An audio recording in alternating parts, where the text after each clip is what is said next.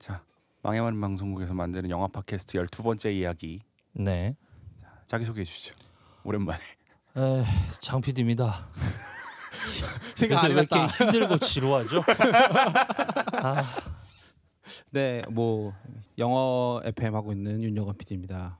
재미가 없네요 오늘. 왜 이렇게 다들 다운돼 있어요? 아침에 했어요. 비가 와서 저는 그런가? 김호정 PD입니다. 네. 비가 와서 요즘에 날씨가 갑자기 막 처음에 태풍 오고 나서 한참 덥다가 또 네. 다시 비 오고 가을 오는 겁니까? 가을이 이 비가 좀 길게 오면은 가을이 올 수도 있는데 이 비가 좀 빨리 끊어지면 좀 후덥지근한 날씨가 좀 더 지속될 거라고 하더라고요. 신혼에 비 오는 날씨에 신혼인 사람들은 어떻습니까? 집에 있죠. 집에서 뭐 합니까? 집에서 넷플릭스 보고 주말에 뭐 했습니까? 주말에보다는 지난주에 제가 스포티파이 그 맞아. 그 모임을 얘기 갔다 때. 왔죠. 네. 저 다 한번 얘기해 주시죠. 스포티파이에서 초창기인 팟캐스트 크리에이터라 해나? 크리에이터. 팟캐스터 크리에이터들을 모아놓고 네트워킹과 교육을 했는데 그 담당자님께서 저희 쇼를 들으셨대요. 그런데 하시는 말씀이 왜 영화 팟캐스트를 하냐. 너네 앞에 얘기 한 30분 정도는 다른 뻘 얘기 하던데 컨셉은 참 좋은데 영화를 굳이 넣을 필요가 있겠니라는 얘기를 하시더라고요. 그리고 뻘소리 말고 할 수 있는 게 없었어요. 그냥 뻘소리만 하면 안 들으실 그러니까요. 거잖아요. 뭐라도 있어야지. 영화라도 있어야 듣지. 뻘소리만 하면 재밌을 것 같다라는 조언 같은 걸 듣고 왔습니다. 지금 이거 듣고 계실 수도 있어요. 뻘소리만 하면은 더 근데 많이 그걸 들을 거라고요? 왜 들으세요? 담당자니까 담당자니까. 팔 다리가 다 있으세요? 장애인 비야. 일반인이십니까? 예. 지금 신혼여행 가셨을 겁니다. 아마. 거기도 이제 기혼이십니다. 이제. 거기도 기혼이십니까? 네네. 로맨틱 코미디 한 편 보고 한번 모셔보죠. 그래요. 담당자 데리고 네. 영어 얘기하면서. 교육에서 했던 얘기 중에 좀 인상 깊었던 거는 좀 뭐랄까 그 초기 팟캐스터들끼리 좀 약간 네트워킹을 해서 내가 초대된 자리에 가고 남이 초대하고 해가지고 이렇게 품앗이를 하는 게 어떻겠나라는 조언을 줬거든요. 저희 영화 팟캐스터들을 초대하고 싶고요. 그 정치 팟캐스트에 좀 나가고 싶습니다. 야망 있는 뭐 남자. 아싸리 구분합시다. 우리는 그럼 나도 신장식 해보자. 나도 신장식 해보자. 우리 카테고리가 정치와 그러면 영화입니까? 장시중에 뉴스 로우킥 하는 겁니까? 로우킥 괜찮다. 뉴스 로우킥. 뭐 그거 언제 없어질 줄 모르는데. 지웅 PD님 주말에 뭐 했어요? 저는 주말에 오늘 할 영화 봤고요. 오늘 할 영화가 너무 짜증나서 영화를 한 편을 더 봤습니다. 오펜하이머를. 오펜하이머 얘기나 좀 해주시죠. 오펜하이머가 그 하나 확실한 건 사전 지식이 없는 상태로 가면 진짜 못 따라가겠더라고요. 그러니까 저도 보기 전에 이미 궁금했던 내용들이라서 좀 찾아보기도 하고 최근에 그 알쓸신잡 그 뒤에 것 또 다른 시리즈로 하고 있더라고요. 범잡인가 그럴 거야 아마. 그거 다음 거 이번에 또 새로 하고 있어요. 근데 거기서 또 마침 다뤘더라고요. 그래서 그 내용도 보고 해가지고 좀 따라가기가 좀 익숙했는데 확실히 영화가 친절한 영화는 아닙니다. 친절한 영화는 아닌데 다만 이제 저는 원래 그 생각할 거리 많이 던져주는 영화 좋아한다 그랬잖아요. 진짜 생각할 거리를 정말 많이 던져줍니다. 그 메인 이야기가 메카시즘 얘기인데 그 메카시즘이 이제 1945년도에서 50년대 사이에 미국에서 벌어졌던 일이란 말이죠. 그런 다음에 작년엔가 그 50년대 이후 50년대 이후 그리고 그 메카시즘으로 인해서 피해를 봤던 오펜하이머에 대한 권한을 작년엔가 미국에서는 다시 복권을 해줬어요. 그런데 대한민국에서는 2023년에도 그 일이 벌어지고 있더라고요. 그렇죠. 홍범도 장군 얘기를 하시는 거죠. 그거는 진성 빨갱이 어떻게 된 것입니까? 말 같지도 않은 소리예요.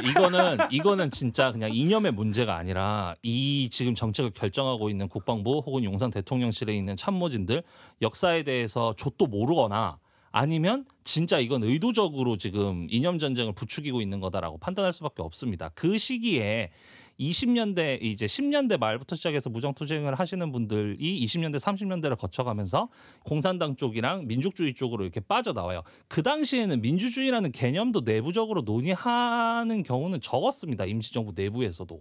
그런데 이제 공산주의를 선택했던 사람들이 어떤 그 소비에트식의 사회주의 혹은 공산주의의 어떤 감화되어서 넘어간 게 아니거든요.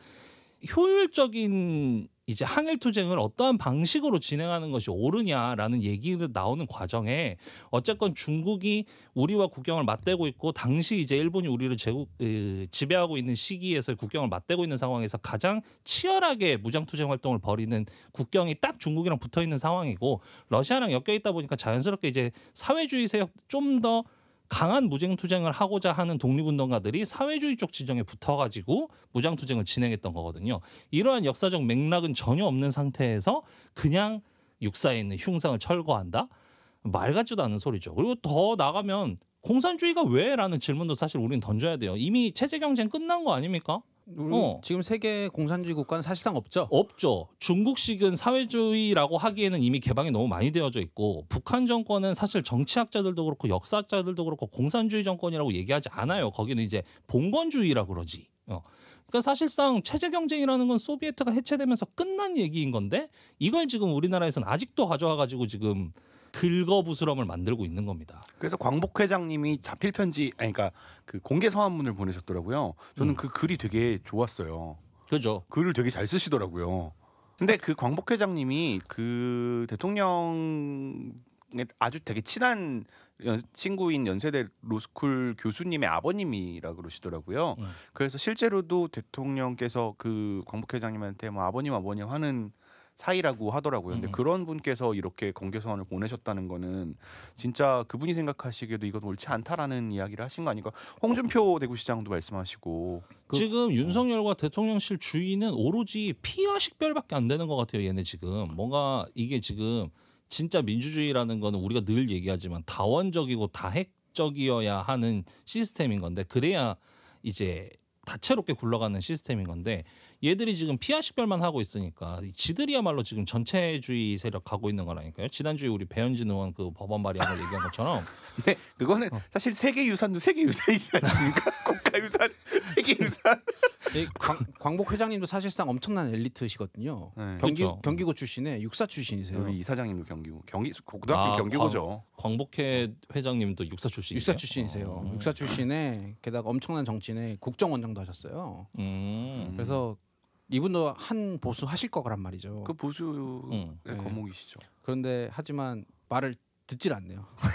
그러니까 오늘은 또 인터뷰에서 저기 박민식 보훈부 장관이 인터뷰에서 김원봉까지 또 걸고 넘어가기 시작하더라고요. 아주 진짜 조사해야 돼요, 진짜. 근데 되게 늘 항상 보수 정권이 오면 이렇게 역사 인식이라든지 역사 교과서도 그렇고 그런 부분을 계속 컨트롤하려는 바꾸려는 이유는 뭘까요? 그게 그거라고 저는 확신해요. 그러니까 이 우리나라의 건국이라는 시점을 대한민국이 언제 시작했느냐라는 시점을 45년으로 잡아야 45년 이후로 잡아야 그 앞서 있는 얘기들은 덮어놓고 일본이랑 미국과의 삼각동맹을 이제 유지하는 것에 장애물이 없어지는 거죠. 그러니까 자꾸 이걸 그냥 걸고 가는 거예요. 그러니까 반일 민족주의다 뭐 이런 식으로 자꾸 이게 프레임을 짜는 이유가 요 앞에 그 우리의 앞선 역사에 있는데 이에 대한민국의 정체성을 좀 분리를 시켜놔야 뭐 아예 사라지게 할 수는 없으니까 분리를 시켜놔야 이 뒷얘기가 가능하다라고 지금 보수 측 인사들 보수라고 하지 않겠습니다. 극우적인 색깔을 가지고 있는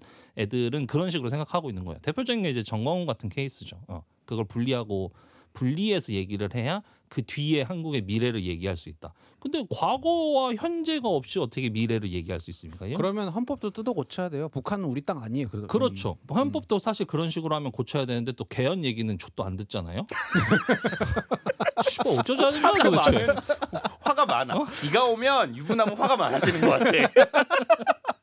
어쩌자는 거야. 이게 사람도 그렇고 정권도 그렇고 일관돼야 될 거 아니에요. 아싸리 건국이랑 그렇게 분리하고 싶으면 헌법도 뜯어 고치자. 그 전문에 들어있는 정통성에 대한 얘기를 수정하자. 뭐 이런 식으로 얘기를 하던가. 그것도 아니고. 이번에도 이거 흉상 철거하는 거 비판이 엄청 들어가니까 그제서야 한다는 얘기가 항일운동의 부분은 인정하니까 독립기념관으로 보내려고 했던 것이다. 독립기념관에서 어젠가 그젠가 얘기했잖아요. 그런 거 논의한 바 없다고. 저는 그걸 보고 되게 여러 생각들을 많이 하시잖아요. 되게 단순하게 역사인식 항일투쟁해서 나라도 뭔가를 해야겠다. 이런 그 과거에 이제 우리의 선조들의 항일 의식을 고취시키고 그걸 다시 상기해보는 마음에 임진록도 조선의 망격을 주말해야 밖에 했어요. 아 근데 혹시나 이 방송을 학생들이 성인 계정으로 듣고 있거나 혹은 부모님들이 우리 들으실까 축구범 봐. 아니야. 아 그냥이야. 스포티파이에는 네, 아, 시국으로 그래요? 알고 있어요. 네, 왜냐면 네. 욕설도 있고 이게 야한 얘기도 하고 원래 우리가 좀 약간 자극적인 거 좋아하시는 분이 있어가지고 있어서 그렇게 하고 있는데 그 꼭 얘기하고 싶은 건 특히나 이 근현대사 부분에 있어서만큼은 현재의 그 기준으로 공산주의와 저걸 판단하면 안 돼요. 특히나 제발 공산주의에 대해서 헛소리 하기 전에 자본론 한 번만 읽고 오세요. 자본론 한 번만 읽어도 그 공산주의가 실제로 사회에서 실현되었었던 모습들, 소비에트라던가 혹은 중국의 형태라던가 이런 형태의 사회주의가 마르크스가 꿈꿔왔던 사회주의 체계와는 전혀 다르다. 이미 전제와 출발 지점부터 달랐다라는 점을 명확하게 좀 이해하고 그 이후에 이제 이 역사적인 맥락을 놓고 사람들이 왜 그 당시에 그러한 선택을 했던가, 왜 수많은 항일 투쟁가들의 대다수가 사회주의, 공산주의에 호감을 가지고 접근을 했는가에 대해선 유심히 좀 지켜볼 필요가 있다. 그 당시 트렌드였죠, 트렌드. 네, 지식인들의 사실 트렌드였죠. 왜냐하면 대부분의 항일 투쟁가들의 상당수가 이제 귀족 계급보다는 하층 계급에서부터 성장해온 투쟁가로 성장한 케이스가 많았고, 권력으로부터의 탄압이나 혹은 자본으로부터의 탄압으로부터 자유로워지자라는 의미로서 독립과 그 개인의 자유가 묶여져 있는 형태로 보았을 때 사회주의가 매력적으로 느껴졌던 거죠. 이걸 이해해야만 그 당시에 항일운동가들의 선택을 이해할 수 있는 거고, 지금에 와서 이런 식으로 이제 문제 제기를 할 필요가 없어진다라는 걸 명확히, 이걸 사실 서울대나 나왔으면 모를 리가 없는데 말이죠. 그리고 그 좀 역사적 배경을 조금 말씀드리자면 홍범도 장군이 원래 평양 출신이래요. 평양 출신이셔가지고 포수셨죠? 유해 송환하는 거 있어서 포수요? 뭐 총포수? 총포수. 야구 생각했는데요. 역사 인식. YMCA. 그렇게 호랑이 잡는 포수였는데 이렇게 이제 전투에서 뛰어난 역량을 보이시고 이제 소련 쪽에서 이제 도와주겠다니까 가담하시고 난 다음에 스탈린이 그 이주 정책 때문에 카자흐스탄으로 그쵸. 가셨고 거기서는 이제 약간 정신적 지주 같은 역할을 하실 때 고려인들이 되게 많이 살고 있으니까 그런데 북한에서도 적극적으로 홍범도 장군에 대한 유해를 북한 쪽에 갖고 오려고 노력을 했었는데 오히려 카자흐스탄에 있는 고려인들이 결사 반대를 했대요. 그 이유가 뭐냐면은 카자흐스탄 쪽에 있는 고려인들이 소련파라고 해서 북한이 만들어질 때 정치 세력 중에 하나였어요. 그렇죠. 그런데 그 당시에 수청됐죠. 김정일한테 소련파는. 추천되면서 돌아온 사람들이 많아가지고 김일성한테. 사실상 카자흐스탄에 있는 고려인들은 북한에 대한 감정이 상당히 안 좋은 편이기 때문에 그렇죠. 홍범도 장군을 북한으로 보내는 거에 있어서 다 반대를 했대요. 대신 이제 남한에서 적극적으로 애정 공세를 하니까 이제 유해를 남한으로 보내는 걸 오케이를 한 상황인 건데 사실상 그거에 대한 배경 지식이나 이해도가 없이 그냥 일괄적으로 이렇게 다 처리를 해버린 거죠. 그러니까 이제 오늘 이 얘기의 교훈은 이제 그런 거죠. 그 좆도 모르면 입 쳐닫고 있어라. 제발. 비가 와서 아무것도 하지 지금 마라. 비가 점점 격해진다니까. 제발 아무것도 하지 마라. 뭘 못하겠으면 하지 마. 제발. 빨간색이 더 짙어지는 느낌이야. 2042년이 한 2040년 정도로 지금 가까워지고 있어요. 장지웅의 난이. 그렇습니다. 주말에 뭐 하셨어요? 저는 임진록밖에 안 했어요? 임진록. 임진록하고요, 모츠나베 먹고요, 준마이 먹었습니다. 모츠나베가 뭐죠? 그 모츠나베는 양 대창을 가지고 끓인 일본의 나베인데요. 저도 임진록을 하고 나니까 일본군을 너무 많이 죽여가지고 좀 양심의 가책을 느껴가지고 일본 음식을 먹어줘야겠다. 아 근데 진짜 임진록 추억의 근데 임진록 게임이다. 다시 하면 진짜 재밌습니다. 임진록이 지금의 윈도우에서 잘 돌아가요. 인터넷 받으면 공짜로 받을 수 있는데. 인터넷에서 공짜로 받을 수 있다고요? 그럼요. 그냥 네이버에 토렌트 치면 바로 쓰신 거 나옵니다. 아닙니까? 아니요, 바로 나와요. 바로 그러니까 나와요. 이게 그 게임 개발사가 망했어요. 없어졌어요. 근데 이게 워낙 팬덤층이 강해서 막 팬들끼리 막 많죠. 그 유즈맵 세팅을 하고 스타크래프트처럼 근데 배틀넷이 존재하지 않는 거기 때문에 IP로 아직까지도 그런 걸 하는 사람들이 있고 막 이러더라고요. 그래서 저도 뭐 그런 그 인터넷으로 타인과 전투하고 이런 건 아니에요. 지금 시나리오를 그냥 하고 있는데 그 임진록과 임진록 2 조선의 반격은 시대가 달라요. 다르죠. 임진록은 말 그대로 임진왜란이었는데 이제 임진록 2 조선의 반격 같은 경우는 정유재란을 바탕으로 하고, 그리고 거기는 실제 역사랑 달라요. 그러니까 조선의 반격이잖아요. 상상력이 가미되어 있습니다. 그래서 조선이 반격을 해서 일본 열도로 쳐들어갑니다. 본토까지 갈 수 있어. 네. 그래서 명군 좋은데? 명군과 합작을 해서 막 나가사키부터 진군해서 고베를 점령하고요. 그런 시나리오들이 되게 잘 돼 있어요. 근데 그리고 뭐 거기 나오는 영웅들 같은 경우는 뭐 유성룡이라든지 이순신이라든지 김덕령이라든지 그런 캐릭터도 되게 잘 잡아놨고 맞아. 되게 잘 만든 게임이에요. 그래서 제가 요즘에 되게 고전 게임들을 많이 하고 있는데 지금 홍범도 장군의 사태를 보면서 이 괴로움을 잊거나 이 괴로움에 대해서 힘들어하시는 분들은 임진록투를 한번 받아보시라. 아니면 슈퍼파워 2라는 게임이 있습니다. 슈퍼파워 2가 그 전 세계 지구에 있는 국가들 중에 한 나라를 선택해서 강대국을 만드는 건데 아니요 현대예요. 현대 게임인데 그 뭐지 말 그대로 부강하게 만드는 데의 자유도가 높아서 경제를 부강시킬 수도 있지만 군사력에 몰빵할 수도 있거든요. 그 핵을 미친 듯이 뽑아서 일본에 날리는 영상들이 유튜브에 있어요. 그런 걸로 지금 이제 PD가 맨날 핸드폰으로 하는 게임 그거 뭡니까?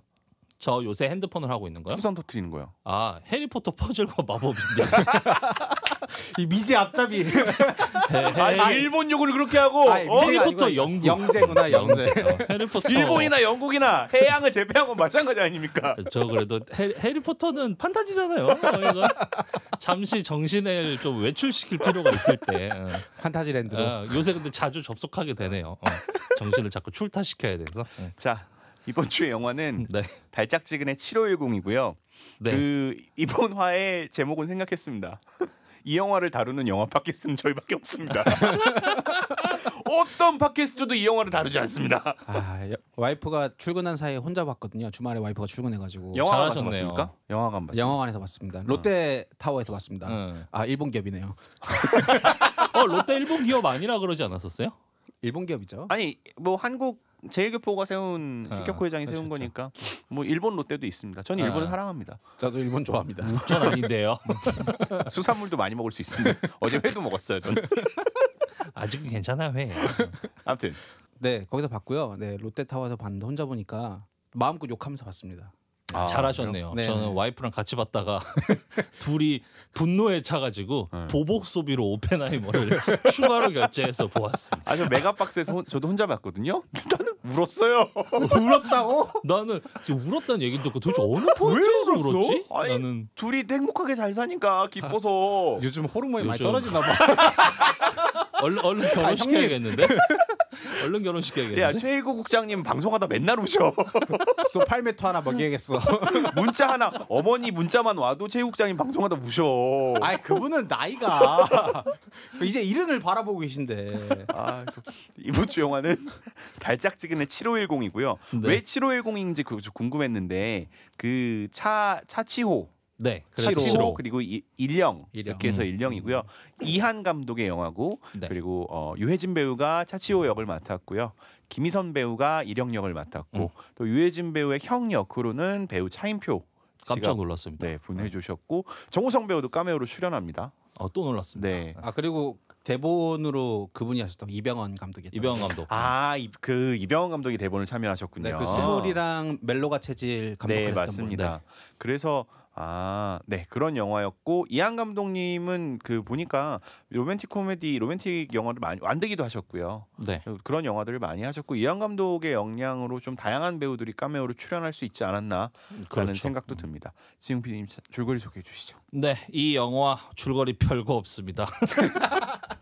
원래 이제 그 남자 주인공 유해진 씨가 연기한 치오라는 인물은 과자 연구원이에요. 과자 연구원이고 아주 FM의 삶을 사는 인물입니다. 아침부터 잠드는 순간까지 정해진 일과표대로 시간에 맞춰서 딱딱 사는 사람이고 이 치오에게는 형이 있는데요. 차인표 배우가 연기한 배역인데 이 치오의 형은 도박에 빠져 있는 망나니. 그리고 이제 이 망나니인 형은 동생 치오를 보증인으로까지 빚을 많이 빌린 인물입니다.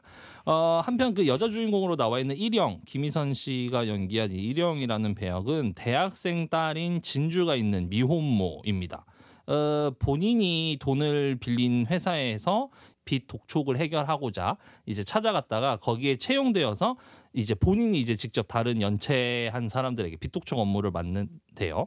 이제 이 일영이 치호의 형에게 빚독촉을 하다가 이제 치호의 형이 야 이거 동생인 네가 처리해 이래가지고 치호와 만나게 됩니다. 일영과 치호는 그렇게 만나게 되는데 일영이 치호의 순수함에 빠지면서 이제 계속해서 좋은 관계를 만들어 나가기 시작합니다. 그런데 문제는 이제 치호의 형 그리고 일영의 딸 이 모두 반기지는 않는 두 사람의 연애가 진행이 되는데요. 이 치호의 형은 어쨌건 치호의 돈을 계속해서 써야 되다 보니까 그 같이 도박을 하는 한선화, 이 한선화를 치호랑 연결시키려고 해요. 근데 한선화가 이제 그래서 치호를 만나러 가는 길에 치호의 상사로 나온 진성규 씨를 만나게 됩니다. 그리고 둘이 눈이 맞아버려요. 그리고 더 알고 보니까 이제 이 한선화 배우가 역할한 이 캐릭터는 일영과 알바 동기이기도 한. 그래서 이제 원래 치호의 형이 이제 한선화를 보냈던 건 치호를 꼬드겨 가지고 이제 치호의 돈을 계속해서 도박 자금으로 쓰려고 했던 건데 상황이 꼬여서 이제 넷이서 더블 데이트를 하는 상황이 만들어지게 됩니다. 뭐 아무튼 치호의 형은 이제 본인의 첫 번째 계획이 잘 안 풀리니까 직접 일영에게 찾아가서 얘기도 해보고 때리기도 해요. 그런데 이제 치호와 떨어뜨리지는 못하고 괜히 진주를 찾아갔다가 흠씬 두들겨 맞는 장면도 나오기도 합니다. 이 과정에서 이제 일영이 오해해가지고 치호와 형을 모두 내쫓고 이제 둘 사이의 관계가 약간 갈등 상태로 좀 돌아가게 되는데요. 치호는 이 사랑의 아픔에 회사도 퇴사하게 되고 폐인처럼 지내는 과정에서 치호의 초등학교 동기인 PD 친구가 과자에 대한 찬반 토론 프로그램 출연을 제안합니다. 그래서 여기에서 토론에 나가는데 치호가 쓰잘데기 없는 얘기만 늘어놓다가 일영에게 생방송 중에 고백을 해버리게 되죠. 근데 이제 일영이 이 당시에 이 방송을 쳐다보지는 못합니다. 다만 뒤에 이제 치호의 형이 진주를 찾아가서 본인이 잘못했다, 치호를 도와달라 이래서 진주가 일영에게 치호의 방송 영상을 보여주게 되고 이제 일영이 뛰쳐나가면서 치호와 만나게 되는 그런 스토리를 가지고 있는 영화입니다. 별거 없어요. 영원 PD는 왜 별로라고 별로였었습니까? 아 왜 별로냐고요? 네. 제 한 줄 평 제가 남긴 거 궁금하다. 말씀드릴게요. 뭐라고 남겼을지. 모지리들의 열연. 모질이들의 열연. 하지만 모지리 스토리. 스토리가 참 모지리 같았어요. 그러니까 왜 스토리가 모질이 같았어요? 이게 상 예측의 범위를 한치도 벗어나지 않습니다. 네. 영화의 진행 방식이. 그리고 데려다 놓은 연기자들 퀄리티를 이 정도로 데리고 와놓고선 그러니까. 스토리를 이거밖에 못 봤다는 것에 대해서 너무 화가 나는 거예요. 나도 그 얘기를 적었는데 유해진, 김희선, 진성규, 차인표, 염혜란, 임시완, 고화성 이런 배우들을 데려다 놓고 이런 영화를 만든 거예요. 그러니까 저도 이제 한 줄 평으로 뭐라고 썼냐, 자연산 횟감 죄다 모아가지고 매운탕을 끓여버린 감독. 그러니까 이제 그런 거죠. 이 영화관에 가서 보니까 젊은 커플은 저랑 저희 옆자리에 있는 커플밖에 없었어요. 다 중장년층이었거든요. 네, 맞습니다. 중장년층을 타겟으로 했던 영화다라면 그냥 편하게 웃을 수 있는 코미디예요. 이렇게 뭔가 작품이 나온 거라면 그럴 수도 있는데 제가 하도 궁금해가지고 이제 이 영화의 인터뷰 기사를 찾아봤어요. 감독의 인터뷰 기사. 그랬더니 사람들이 살아가는 뭔가 따뜻한 모습들을 보여주고 싶다. 그러기에는 너무 고퀄의 배우들을 데려놓고 그냥 대학생 이제 갓 입봉하는 감독들이나 찍을 법한 멜로물을 만들어버린 거 아닌가. 특히 더군다나 유해진이 첫 멜로라 그래서 유해진의 팬들을 엄청 기대하고 봤을 수도 있는데 이렇게밖에 소비가 안 된다? 정말 저는 감독이 반성해야 된다. 이렇게 연기는 생각합니다. 정말 잘했어요, 다들. 저는 완전히 반대로 생각했어요. 어떤? 그러니까 일부러 그런 배우들이 그냥 그러니까 그런 정말 A급 배우들과 이하은 감독이 함께 그냥 손을 맞잡고 정말 지금 우리나라 영화계에서 얼마나 잘 나가는 배우들입니까? 그러니까. 진성규 배우도. 근데 그들이 손을 맞잡고 우리 학예회를 한번 해보자라고 한 것 같았어요. 그럴 거면은 그냥 술 마셔요. 아니 근데 그런 감성으로 만들었던. 그래서 제가 아까 이병헌 감독이 나왔을 때 이병헌 감독이 이런 걸 했었겠구나라는 느낌이었는데, 그러니까 뭐냐면 따옴이라는 음료수 아세요? 알아요. 따옴 주스. 생과일 주스. 가야에서 만든. 근데 따옴이라는 그거에 영화관에서 했던 광고가 있어요. 그게 크리에이티비아라는 광고 대행사에서 만들었던 광고인데 뭐냐면은 갓 따옴이라는 브랜드 아이덴티티를 형성하기 위해서 아기들 있죠. 태어난 지 얼마 안 된 아기들이 과일을 그냥 생으로 먹는 걸 슬로우로 이렇게 찍어요. 그럼 포도를 먹을 때 그 아이의 표정, 그러니까 그 과일을 처음 딱 접했을 때 아이의 표정들을 보여주는 거죠. 그러니까 그만큼 갔다 왔다라는 그 브랜드 아이덴티티를 형성하는 건데 그게 그런 광고라면 저는 이 영화는요 이미 사랑을 해보고 사랑이 무엇인지 알았던 사람들이잖아요. 근데 처음 우리가 사랑을 시작할 때 20대 때나 10대 때는 이게 무엇인지 막 몰라요. 그러니까 막 괴롭고 막 하는데 나이가 들수록 여러 가지 사랑들을 해보잖아요. 그런 사람들한테 아주 사랑의 일반적인 모양태를 다시금 한번 쓱 던져준 거라고 생각했어요. 근데 그렇다면 그런 논리라면 왜 하필 그 유해진의 캐릭터는 좀 약간 모자란 어쩌면 경계성 지능 장애가 있어 보이는 형태의 캐릭터로 잡았고 왜 일영은 또 전형적인 오지랖 넓은 아줌마의 모습으로 그렸느냐 너무 단편적이지 않느냐라는 판단 이제 뭔가 반론이 제기될 수 있죠. 7호가 왜 굳이 연애를 못 해본 이번이 첫 연애인 거잖아 어떻게 보면. 그렇죠. 완전 모쏠이었죠. 모쏠이었잖아. 어떻게 보면 마스크 거래 그 안재홍 배우와 비슷한 느낌이죠. 그거보다는 제가 그걸 안 봐서 그냥 한 말이에요. 아까 뭐라 그랬습니까? 모르면 가만. 농담입니다. 아니 근데 아무튼, 저는 그래서 일부러 솔직히 그 배우들도 그러니까 그 배역과 어울리지 않게 일부러 세팅을 한 것 같았거든요. 사실 저는 그 차인표 배우가 맡은 차인표 배우가 오히려 유해진 배우의 역을 하고 유해진 배우가 오히려 형의 역을 했으면 오히려 더 그림이 자연스럽지 않았을까? 그리고 정우성 배우가 그런 그 뱀잡이 역할을 하는 것도 되게 웃기잖아요. 잠깐 나와가지고 쑥 죽어버리잖아요. 그러니까 되게 키치적인 요소를 의도적으로 넣은 것 같다는 생각을 많이 했거든요. 그러면서 그냥 그것들을 보는 그리고 거기 나오는 양태가 예전에 우리가 그 연애 빠진 로맨스를 얘기할 때 제가 그거는 그냥 연애 과정에서 있는 것들을 되게 막 절편으로 끊어가지고 단면들을 보여주는 것 같다는 얘기를 했었는데 이 영화를 보면 여기 나오는 장면들은요 되게 일상적이고 되게 그냥 그 스테레오타입한 장면들이에요.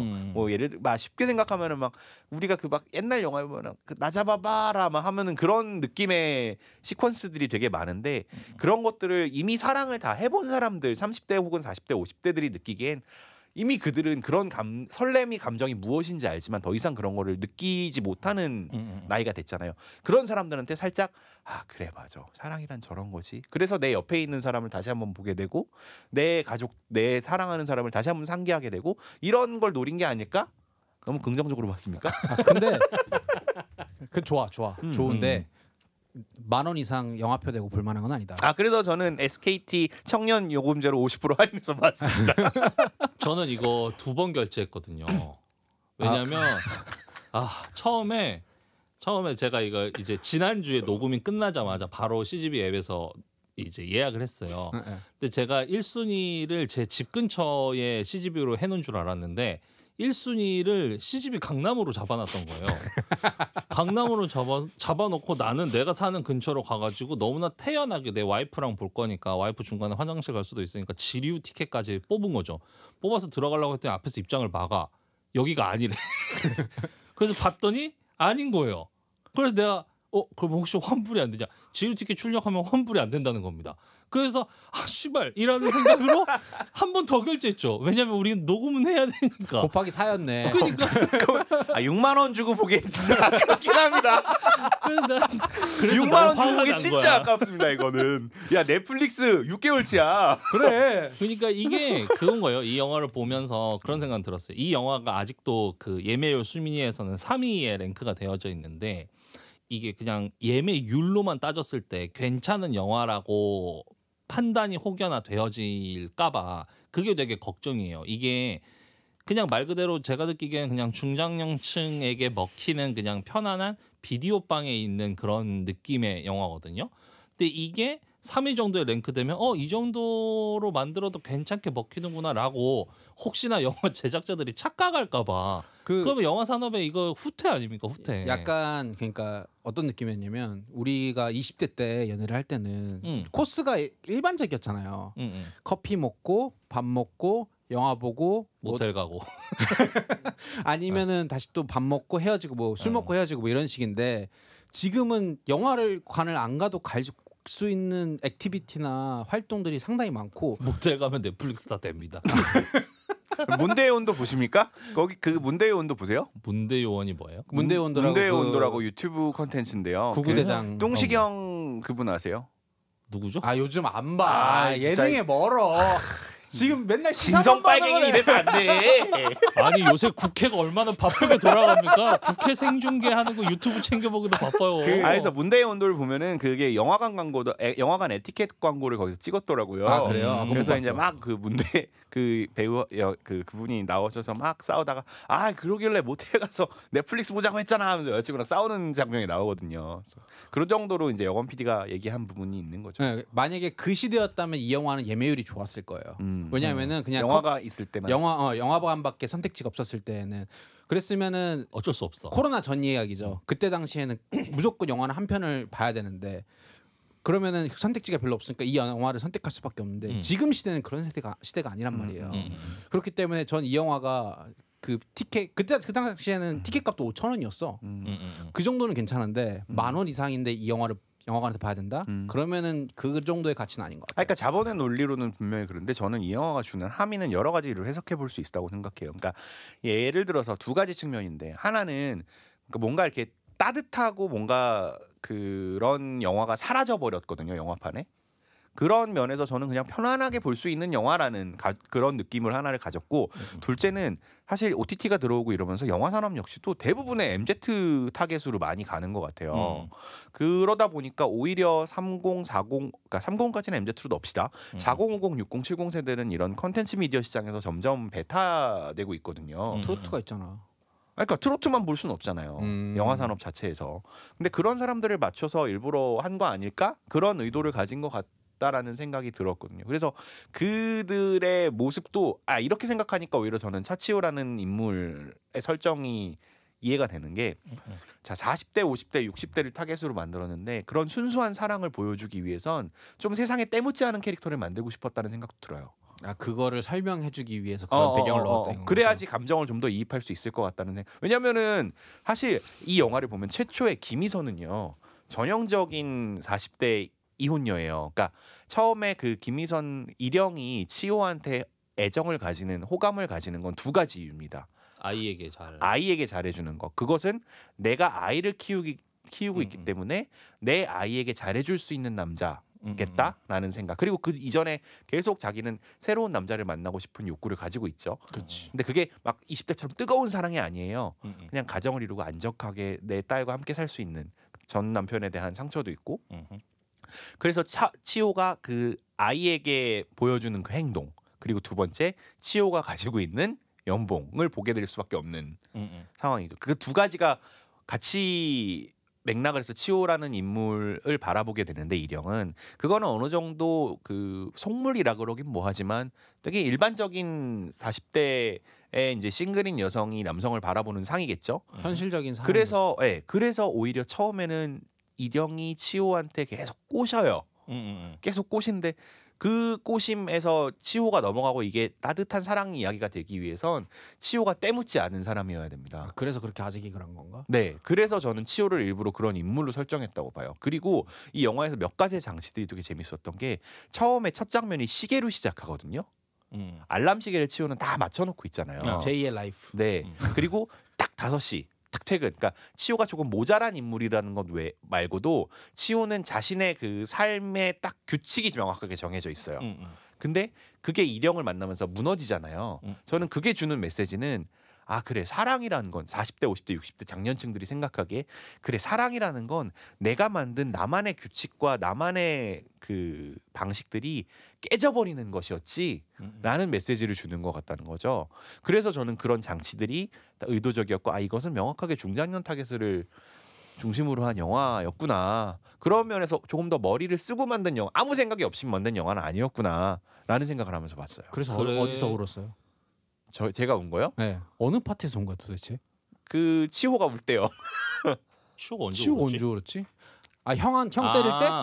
아니 형 때릴 때 말고 저거 약국 갔다 와서 약국을 2번 가잖아요. 처음에는 막 심장이 막 이러는 거. 그러니까 그것도 사실 40, 50대가 보기에는 그래 맞아 원래 저런 거지 나 옛날에 젊을 때는 저랬어 막 그러면서 자기 첫사랑 생각하고 이럴 거란 말이에요. 그러니까 치호는 그런 걸 경험해 본 적이 없기 때문에 나이는 40대지만 20대 초반에 그런 감정을 갖고 있는 거잖아요. 근데 제가 되게 좀 이렇게 울컥했을 때는 치호가 그 모든 것들을 잃어버려 쓰고 아 내가 진짜 일영을 좋아하는구나를 깨달았을 때 그때 두 번째로 다시 약국을 가잖아요. 그때 울어 막왜 하고 운 건 아니고요. 그냥 아 그래 맞아 아, 저런 적이 있었구나 옛날에 그런 생각이 그냥 드는 정도 이렇게 쑥 올라오는 그래서 그런 포인트들을 일부러 넣기 때문에 저는 머리를 되게 많이 쓰고 만든 영화 같다. 근데 저는 같은 이유 때문에 호준 선배가 아까 얘기했던 같은 이유 때문에 이 영화가 굉장히 비겁하다고 생각해요. 지금 사회에 특히 중장년층이 지금 이런 영화 보고 있을 시기입니까?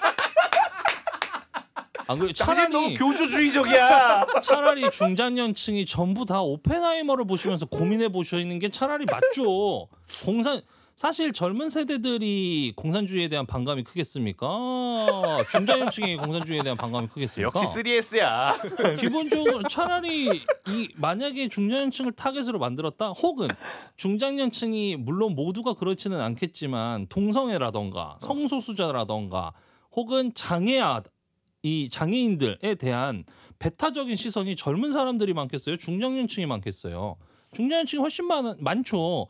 그런 상황에서 이런 식의 캐릭터를 구성해서 아까 얘기했던 그런 순수한 사람? 본인들은 때 묻었으면서 순수한 사람을 보면서 만족을 한다?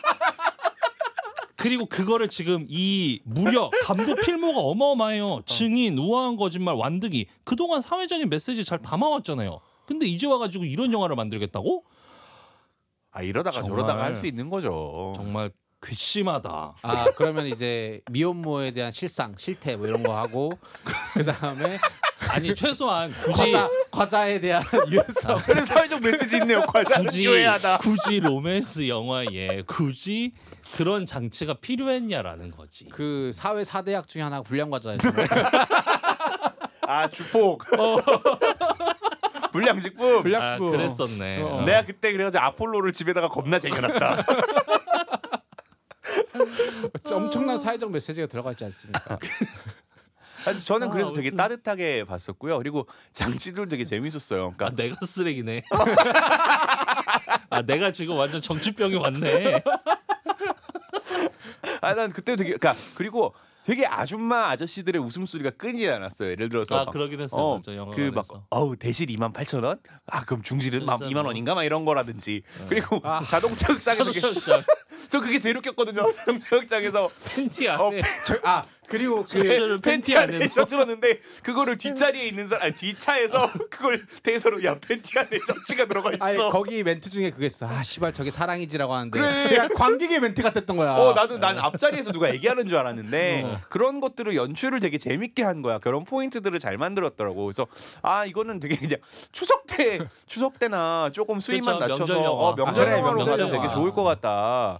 네, 저는 근데 좀 아쉬운 거예요. 차라리 역량이 없는 감독이 만들었으면 이런 코멘트도 안 붙일 텐데 이 감독이 그동안 쌓았던 제가 다 좋아하는 영화거든요. 증인, 우아한 거짓말, 완득이 전부 다 거기 대본 전부 다. 근데 이제 이런 어쨌건 역량이 있는 감독이 왜 이런 시도를 했을까? 그냥 머리를 식히고 싶었나? 말씀하신 것처럼 오펜하이머랑 같이 있어서 그런 거지. 추석 때 나타났으면 이렇게까지 욕은 안 했을 것 같아. 아니 이 사람은 거기에 뭐 배우가 자기가 좋아하는 여자 배우가 나왔잖아. 그러면 사회적인 메시지 필요 없어. 이거는 좋아하는 여배우가 나와도 커버가 안 되는 수준이야. 김희선은 그렇다도 한선화도 스타일이 아니에요? 한선화 되게 좋아했죠. 시크릿 때. 한선화 배우. 한선화 진짜 좋아했죠. 이 연기 이번에 진짜 잘하던데. 그래 약간 몇 장면 나오지도 않더만. 한선화라도 보려고 갔더니 한선화도 몇 장면 나오지도 않고. 와이프 옆에 있는데. 와이프 근데 인터뷰 기사에 그런 기사가 있었어요. 그 이번에 한선화 씨의 그 달라진 연기력, 그동안 좀 연기력 논란이 좀 있었으니까 그 술꾼 도시 여자들 이후에 이제 좀 상승세를 타고 있는 가운데에 좀 더 다채로운 모습을 보여줄 수 있다 뭐 이런 감독의 인터뷰가 있었는데 평가에 시간이 없어. 뭐 얼마 나오지도 않았으니까. 그리고 저는 차인표 배우를 되게 잘 활용을 한 것 같다는 생각을 많이 했거든요. 그러니까 차인표 배우를 일부러 그런 역할을 주면서 되게 평소에 차인표와 좀 다른 느낌? 그리고 마지막에는 차인표 배우가 왜 그렇게 행동했는가? 차인표 배우가 나쁜 면도 있죠. 물론 동생을 등쳐먹는 나쁜 면도 있는데 그 어렸을 때 얘기들을 뭔가 꺼내주면서 뒤쪽에서 뭔가 감정을 해소해주는 그런 것도 되게 재밌었어요. 그래서 저는 그 슬램덩크 초 영화판 보셨습니까? 아니 못 안 봤어요. 봤어요. 아 슬램덩크 영화판을 보시면 그 태섭인가요? 태섭이 어렸을 때 장면이 처음에 나오는데 그 생각도 많이 나고 그래서 그런 면에서 전 되게 재밌게 봤어요. 근데 두 번 볼 영화는 아닙니다, 저도. 저는 진짜 이 영화에 나온 이 배우들을 싹 보고 나서 그리고 감독의 필모를 보고 나서 그런 생각을 했어요. 이안 감독이 이 배우들을 데리고 뭐 최근까지 이어졌던 그 SPC에서 있었던 그 노동자 산재 사고라던가 이런 것들을 다루는 데에 이 배우들을 사용했다면 얼마나 파급력이 컸었을까. 혹은 그럼- 최근 홍범도 장군 얘기 나오니까 그거는 봉오동 어차피 전투 이후의 그럼 얘기, 유해진 자유시 배우가 참변이나 이런 것들 과자 회사가 아니라 이제 빵 회사에서 빵 회사에서 다니고 일하고 주변 동료가 사망하는 것을 보고 각성하는 거지. 각성하고. 그렇지. 그러다가 이제 사랑을 통해서 이 마음이 좀 녹아내리고 녹아내리고 그렇지. 뭐 차라리 그렇게 김희선은 이제 가던가. 변호사인 거야.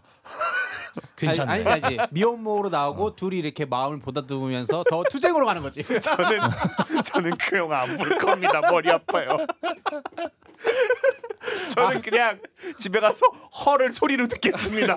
아무튼 나는- 너무 아까워. 나는 이 그래서 배우들을. 오늘 평이 안 좋을 줄 알았어. 왜냐면 자극적인 장면이 없었어.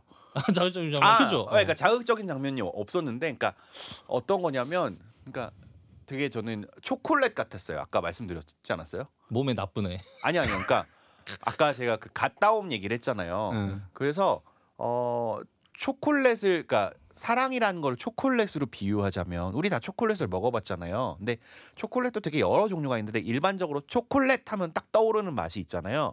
그래서 그냥 그 초콜릿을 딱 들이밀어 준 것 같았어요. 그러니까 각자 생각하는 초콜릿을 예상되는. 예상하는 초콜릿을 그래 초콜릿이라는 거의 본질은 단맛이지 달콤함이지 그 달콤함을 상기해 주는 것만으로도 저는 추석 전에 이 시점이 되게 좋은 시점이지 않았나. 그래서 그러면서 좀 여러 가지 영화들 생각하는데 그러니까 오케이 마담이라든지 얼마 전에 개봉했었던 혹은 넷플릭스에서 개봉했던 웅남이라든지 그러니까 평이 되게 갈리는데요. 그럼에도 불구하고 저는 그냥 그래 맞아 초콜릿은 이런 맛이었지. 그러니까 비록 나는 30대이지만 초콜릿은 이런 맛이었지. 그래 맞아 그랬던 적이 있었지. 그런 면으로 따뜻하네. 보면은 응. 영화 제목은 참 잘 지었네요. 달짝지근해. 예, 그죠? 딱 제목만 봤을 때 근데 751역은 저도 괜히 왜 붙인 건가? 저는 그게 지용 PD가 얘기한 뭐 사회적 의미를 담는 건가 1987처럼 차라리 그런 거라면 이 정도의 악평을 남기진 않았을 겁니다. 지금 우리 12회 하는 동안 제가 이렇게까지 악평을 남겼던 영화가 있었나요? 아니 근데 없었어요. 이거는 장지용 PD가 6만 원을 냈기 때문이에요. 이 사람이 뭐지 그 공짜 티켓이 생겨서 봤잖아. 이 정도는 아니었다. 근데 그 6만 원을 냈으면 그럴만해. 영화 집계 이바지를 하셨네요. 그게 더 가슴이 아파. 이건 냉정하게 아니, 평가를 받아야 되는데 그대가 조국도 아니고 이게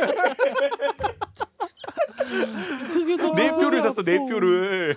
아무튼 이 감독이 다음번엔 다시 또 원래대로 원래 하시던 잘 하시던 그 사회적인 메시지들을 담고 있는 영화들을 좀 하시는데 치중해 주셨으면 좋겠다. 그래서 저는 그냥 그런 배우와 감독들이 그냥 함께 우리 그냥 한번 그렇게 촬영이 어렵지도 않고 제작비도 많이 들지 않았을 것 같거든요.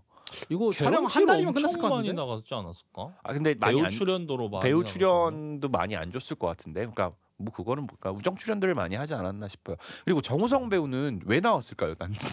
까메오래요. 그러니까 특별 나는- 출연으로 돼 있는데 보니까. 근데 정우성 배우가 되게 그런 웅남이에서도 정우성 배우가 나오는 거 아세요? 그럼 웅남이도 안 봐가지고. 웅남이 안 봤습니까? 웅남이 웅남이는 피했습니다. 다행히. 웅남이는 그 박성웅 배우가 주연을 네. 하는 건데 박성웅 그것도 말도 안 되는 얘기예요. 박성웅 배우가 곰이었어요. 예, 근데 맞아. 이제 곰이 사람이 된 건데요. 근데 같은 얼굴을 가지는 한 명이 더 있는 거잖아요. 그렇죠, 그죠. 어. 그게 이제 영화의 핵심 스토리인데 그게 이제 곰이 사람이 된다라고 하는 그 설정을 가지고 만든 건데 마지막에 멧돼지도 사람이 됩니다. 그래서 그 마지막에 정우성 배우가 멧돼지가 사람이 돼가지고 딱 나타나면서 끝나는데 정우성 배우가 그런 식으로 카메오 출연을 많이 하더라고요. 요즘에 그런 것들에 재미를 들리셨나봐요. SNL 나온 것도 보셨습니까? 맞아요. SNL 도 나왔더라고요. 네, 정우성 배우 SNL도 나오고 요즘에 그러니까 그런 본인이 가지고 있었던 예전에 그 정말 좋은 이미지 외에 그런 식으로 조금 탈피를 하는 이미지를 깨는 것들을 좀 하려는 것 같아서 되게 좋은 시도인 것 같고 되게 전 재밌게 보고 있거든요. 조금만 해줬으면 좋겠어요. 여기 메인으로 있지 말고. 사회 운동을 더 열심히 하라고. 그 정도의 역량을 가지고 있는 사람이면 이미 충분히 정우성 씨는 많이 하고 계시죠. 난민 관련해서 많이 하시죠. 하고 우성이 계시죠. 형과 사진도 같이 찍었기 때문에. 그러니까 그런 식의 물론 난민 관련해서 그러한 활동이 효율적이냐 아니냐는 저와는 생각이 좀 다를 수는 있지만 어쨌건 그 정도의 사회적 영향을 가지고 있는 사람들은 충분히 이제 행동 반경이나 작품을 고를 때도 그런 것도 좀 사실 고려해 줘야 되는 거 아니냐라는 고민들을 좀 합니다. 그 차치오 배우와 김희선 배우의 결혼 생활 행복할까요? 아니요. 왜요? 답답해 죽을 걸요. 곧 누가요? 일영이. 아니, 일영이 뭐- 답답해 죽겠지 곧. 뭐 애 어차- 둘 키우는 거랑 똑같을 텐데. 아니 어차피 딸은 이제 대학생이니까 곧 독립할 거니까 독립하면은 여러분 대학생 되고 나서 얼마 뒤에 독립했습니까? 전 지금 15년째 못 하고 있는. 그러니까. 안 그래요. 절대 안 그래요. 근데 저는 결혼은 현실이니까. 그래도 차치오가 돈을 많이 벌어오지 않습니까? 아니야 퇴사했잖아. 퇴사하고 아이 근데 그 정도. 드라이브스루 김밥집 하잖아요. 드라이브 그건 재밌겠다. 나 요새 그런 거 하고 싶은데. 드라이브스루 김밥집 하나 근데 하나 장사가 좀 될 것 괜찮은 같은데. 것 같더라고. 근데 마지막에 그게 좀 에반 게 그게 한강 공원 안에 있습니다. 네 맞아요. 한강 저도 공원. 보면서 저거 법적으로 안 될 텐데. 그렇죠. 저 법적으로 불가할 아이 텐데. 시장님이랑 친한가 보지. 그러면 이 영화의 처음부터 스토리가 달라져야 돼. 시장과의 비리 뭐 이런 거. 비리로 방송국을 없애거나 뭐 이런. 케이퍼 무비가 돼야 돼요. 아무튼 다음- 그렇습니다. 다음 주 영화 뭐 할까요? 자. 그 전에 저기 오랜만에 저희 메일 주소나 한번 소개해 주시죠. 네 저희 메일 주소 김익이 3 MEN. men입니다. @gmail.com으로 해주시면 되고요. 스포티파이 담당자님도 저한테 메일 그래, 잊고 보내주세요. 있었다. 이번 화는 좀 많이 거칠었네요. 각종 사과 말씀드립니다. 각종 댓글 후원 저희한테 제작비를 주시는 곳은 스포티파이가 되던 국민의힘이 되건 민주당이 되건 혹은 민주노총이 되건 한국노총이 되건 어디든지 다 환영하고요. 네 저희 PPL 환영합니다. 국민의힘 들어오면 우리 방송 쪼개지는 거 아닙니까? 그 돈은 저랑 영업 PD만 쓰도록 하겠습니다. 아무튼 그래서 다음 주 영화는 뭐 합니까?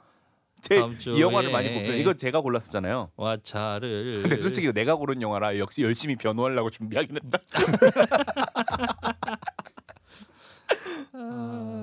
요새 좀 재밌을 만한 게 뭐가 있을까요? 오랜만에 미국 거. 미국 거? 막 그 내겐 너무 아찔한 그녀나 막 이런 거 있잖아요. 그런 거. 원바디스. 원바디스 어때요? 이거 좀비가 홀트 나오는 거 아닙니까? 니콜라스 홀트?